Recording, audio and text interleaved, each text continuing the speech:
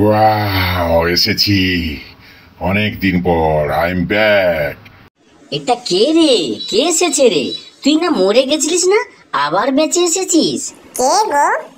ও জিওদা, কে মরে গেছিল আবার কে বেঁচে এসেছে গো? ওই যে মালটাকে দেখ না, এসেছে দেখ।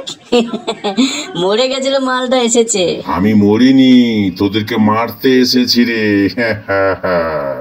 কে গো জিওদা, এটা কে? তোদের বাপ এসেছি রে বাপ, তোদেরকে ধ্বংস করবো এই দুনিয়া থেকে।